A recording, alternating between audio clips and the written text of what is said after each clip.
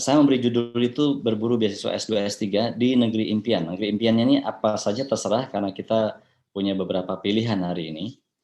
Tapi intinya mau kita lakukan adalah membuka pintu dunia sebenarnya dengan beasiswa ini. Jadi agar tidak kita melihatnya sebagai sesuatu yang sempit bagaimana mendapatkan beasiswa. Saya selalu mulainya dari peta ini. Kalau teman-teman pernah ngikutin sesi saya, tapi pasti hafal dengan ini. Saya ingin membandingkan Indonesia dengan Eropa yang bentuknya seperti itu ternyata. Jadi besar banget Indonesia ini dibandingkan Eropa gitu. Nah, artinya kita adalah bangsa yang memang satu secara geografis besar, kompleksitasnya tinggi, berarti persoalannya juga tinggi, tapi potensinya juga tinggi. Nah, selain itu saya mau tunjukkan juga walaupun kita besar gitu ya, tapi at the end of the day kita juga adalah bagian dari dunia yang sangat besar itu. Kita kadang-kadang ada di sebuah pojokan kecil di barat atau di timur atau di selatan atau di kanan kalau kita bilangnya. Jadi kita adalah sebesar apapun, kita bagian dari dunia. Jadi idealnya nih, anak-anak muda Indonesia seperti teman-teman yang ada di depan saya itu, profilnya harusnya seperti ini. Dia mengenal negaranya dengan baik, lalu tahu dunia itu seperti apa, tidak saja tahu, tapi dia harus merasakan keterkaitan, keterikatan, connection gitu dengan tempat-tempat di dunia itu, sehingga dia dengan sangat percaya diri kemudian bisa mengatakan, I am a citizen of the world. Bahwa saya adalah memang warga dunia yang tidak saja mendapatkan keuntungan dari dunia, tapi juga memberikan sesuatu pada dunia. Kita bukan hanya pemulung di dunia ini, tapi kita juga pemberi sedekah, kira-kira begitu. Nah, bagaimana kita bisa memastikan diri kita menjadi warga dunia yang aktif? Pendidikan adalah kuncinya. Tanpa itu kita nggak bisa. Nah, sekarang pertanyaannya pendidikan itu di mana? Kalau teman-teman sekolah di Indonesia hari ini, tentu bagus, banyak sekali hal bagusnya. Membuat teman-teman bisa mengenal Indonesia dengan baik dan segala macam. Tetapi pendidikan di mancanegara juga menjadi kunci hari ini. Kenapa? Karena kita ingin berperan di mancanegara juga. Bagaimana teman-teman ingin secara percaya diri bersama ngobrol atau diskusi atau berdebat dengan orang dari New York, sementara kita bahkan tidak pernah tahu bagaimana budaya mereka, bagaimana sikap mereka, bagaimana cara mereka berpendapat misalnya. Saya selalu bilang, saya mencontohkan diri saya, baik ketika saya belum pernah datang ke Jawa dulu, ketika saya dari Bali, saya menganggap orang Jawa itu hebat sekali, keren sekali, dan saya takut atau cenderung minder. Ya begitu kemudian saya datang ke sini, saya temukan satu hal.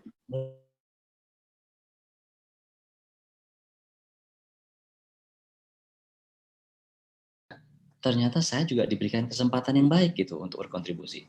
Oh ternyata setelah saya berteman, saya temukan diri saya juga, oh saya juga punya kelebihan yang dihormati oleh mereka dan segala macam. Jadi itu pula yang kemudian membuat saya merasa, oh saya ternyata orang Indonesia yang tadinya saya hanya merasa orang Bali. Berarti ketika bertemu dengan orang Jawa, orang Sumatera, orang Kalimantan, orang Sulawesi di Jogja, situ saya merasa, oh saya ternyata bagian dari Indonesia juga. Karena begitu saya ngobrol dengan mereka, saya temukan saya juga bisa berkontribusi sesuatu gitu. Nah, itu pula yang persis terjadi ketika saya sekolah ke luar negeri. Ketika bertemu dengan orang Amerika, orang Jerman, orang Jepang, orang Prancis, saya memang mengagumi mereka, tetap mengagumi mereka karena mereka hebat. Tapi saya juga temukan, oh ternyata orang Indonesia juga nggak kalah hebatnya gitu. Ketika saya menjadi terbiasa bergaul dengan mereka, terbiasa berdebat dengan mereka, terbiasa rapat dengan mereka, maka saya tidak punya perasaan minder yang tidak perlu ketika bergaul dengan warga dunia. Nanti suatu saat ketika saya diberikan kesempatan untuk rapat, untuk bernegosiasi, untuk membicarakan persoalan dunia, saya tidak akan ragu-ragu lagi. Karena saya sudah tahu rasanya bagaimana bekerja sama dengan mereka. Bagaimana rasanya satu kelas dengan mereka. Bagaimana rasanya membuat tugas dengan mereka. Bagaimana rasanya membuat laporan bersama mereka. Jadi itu menurut saya intinya kenapa sekolah di luar negeri atau mancanegara itu menjadi penting. Bukan semata-mata untuk membuat kita hebat tiba-tiba gitu. Tapi untuk kita membuat kita merasa menjadi warga dunia secara alami. Oke. Nah, untuk bisa melakukan itu, berita baiknya adalah ada banyak sekali beasiswa yang bisa kita dapatkan untuk belajar di luar negeri. Apa saja beasiswa itu? Dari dan segala penjuru ada banyak sekali. Nanti kita akan pelajari beberapa. Saya tidak akan bahas satu-satu. Tapi mungkin yang penting kita bahas kenapa sih kok orang bisa memberikan beasiswa luar negeri kepada kita? Kok bisa ada orang di Amerika, di Jepang, di Prancis, di Inggris itu memberikan beasiswa kepada kita seakan-akan tanpa pamrih gitu. What is the secret behind that? Mari saya kasih tahu. Sebenarnya beasiswa luar negeri itu adalah dalam rangka interaksi internasional. Jadi teman-teman mungkin banyak yang tidak tahu di sini. Indonesia pun memberikan beasiswa kepada orang luar negeri. Jumlahnya ratusan bahkan setiap tahunnya. Ada yang sekolah di UGM. Terus kita bertanya, kenapa Indonesia memberikan beasiswa luar negeri kepada orang asing, Padahal Indonesia sendiri masih banyak yang bermasalah penduduknya dengan pendidikan misalnya. Nah, ini ternyata alasannya adalah karena Indonesia tidak bisa menunggu untuk menjadi makmur dulu, untuk bisa memperlebar pengaruhnya gitu. Jadi hari inilah kita tugasnya untuk memberikan pengaruh pada orang lain dengan cara memberikan mereka beasiswa. Itu pula yang dilakukan oleh negara lain kepada kita, memberikan beasiswa. Gitu. Sering contohkan misalnya dulu Pak Budiono, wakil presiden kita yang lalu, itu menerima beasiswa dari Australia namanya Colombo Plan, tahun 60-an, 62. Bayangkan kalau Australia tidak lakukan itu, mungkin dia tidak bisa memanen hasilnya tahun 2009 ketika Pak Budiono menjadi wakil presiden misalnya, atau ketika Martin Natalegawa menjadi menteri luar negeri, atau ketika Kusmayanto Kariman menjadi menteri Ristek dan segala macam. Jadi artinya apa yang dilakukan hari ini oleh negara-negara itu untuk dalam rangka investasi masa depan agar membuat hubungan antar negara di dunia ini menjadi lebih baik. Jadi itu yang pertama. Kedua, sebenarnya ketika mereka memberikan beasiswa, mereka tidak kehilangan apapun. Contohnya apa? Ketika saya dapat beasiswa dari Australia untuk belajar di Sydney, duit yang saya dapatkan dari pemerintah Australia itu saya gunakan untuk apa? Satu, untuk bayar SPP di Australia. Dua, untuk makan di Australia. Tiga, untuk sewa rumah di Australia juga. Keempat, untuk nonton film di Australia juga. Jadi, at the end of the day, itu adalah perputaran uang di dalam negaranya sendiri yang tidak kemana-mana gitu. Jadi mereka secara ekonomi tidak rugi. Jadi artinya itu penting untuk kita pahami ketika nanti teman-teman misalnya mendapatkan beasiswa dari sebuah negara, kita memang berterima kasih kepada mereka, tapi sebenarnya kita tidak berutang-utang banget kepada mereka.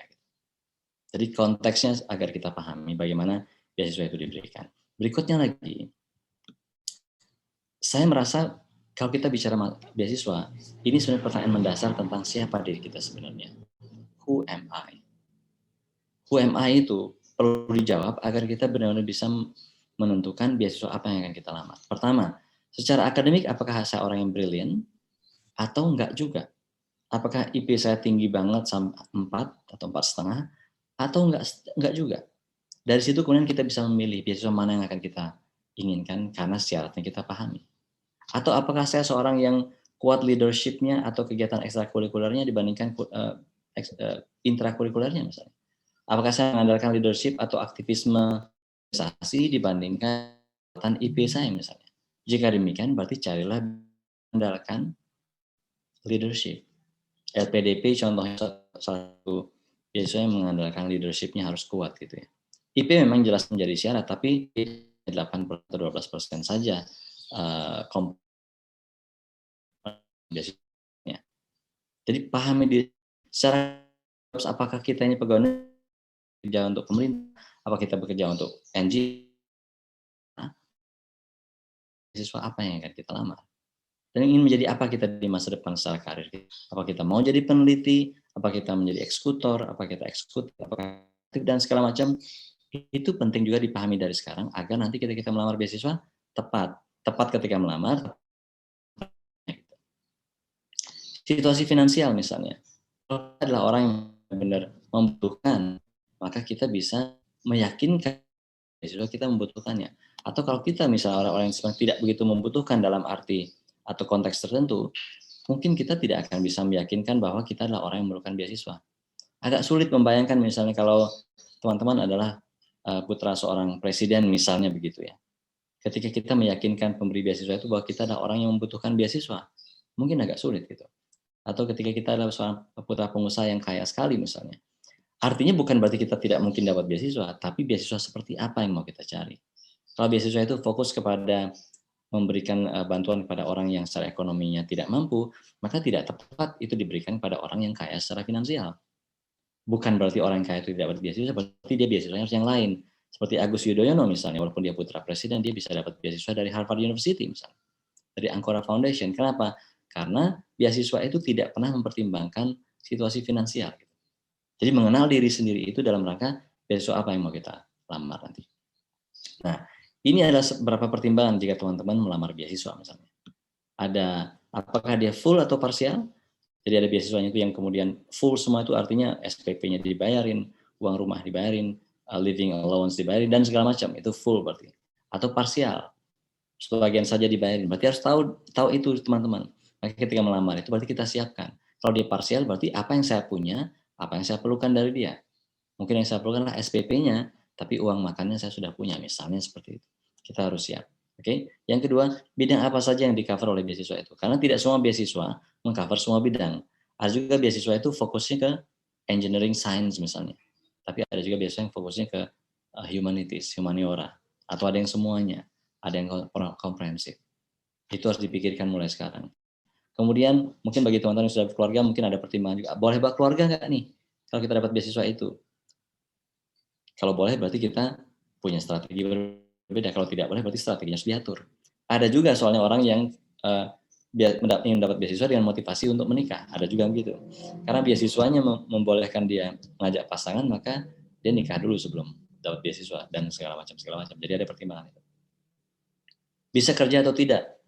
Kalau di Australia beasiswanya bisa kerja.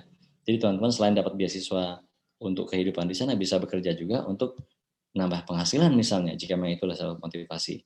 Itu boleh, tapi di negara lain mungkin tidak boleh. Terus bahasanya apakah bahasa Inggris yang memang kita sudah pelajari selama belasan tahun atau menggunakan bahasa lain? Kalau bahasa lain berarti kita harus siap untuk belajar bahasa tersebut. Terus secara geopolitik bagaimana? Misalnya kalau teman-teman ingin ke Taiwan, Taiwan itu banyak beasiswanya, tapi mungkin secara geopolitik dia rawan. Kenapa dia rawan? Karena ada perseteruan dengan Cina dan segala macam bagian hubungan politik kita dengan mereka juga perlu dipertimbangkan. Secara geopolitik itu menjadi satu pertimbangan tertentu. Iklim akademiknya bagaimana? Apakah dia agak loose, bebas seperti di Australia atau terbimbing seperti di Jepang misalnya? Itu kemudian membedakan bagaimana kita berstrategi.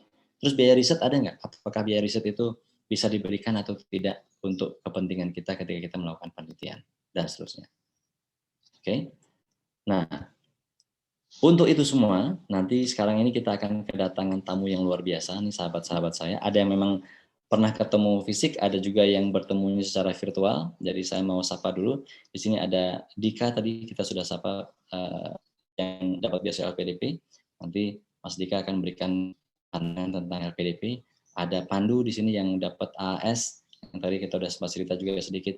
Ada Mutia, Sevening, Pak Mutia ini kayaknya kita berapa kali interaksi juga. Saya selalu kagum dengan orang yang dapat chevening karena saya nggak bisa dapat cheveningnya. Mungkin nanti dikasih tahu rahasianya apa.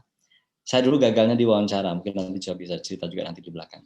Ada Mbak Dewi, Fulbright. Fulbright ini katanya untuk orang yang benar-benar fully bright, orang yang keren sekali. Jadi saya juga kagumi dan kita akan mendengarkan cerita yang banyak dari situ. Ada Rayandra juga nanti akan cerita soal beasiswa Jepang atau Max atau Mang. Peluang yang teman-teman bisa dapatkan di masa depan, gitu ya. Jadi saya kira begitu pengantar dari saya. Saya bukan orang yang ahli untuk semuanya, tapi saya benar-benar percaya bahwa jika teman-teman berjuang, maka kesempatannya menjadi lebih baik.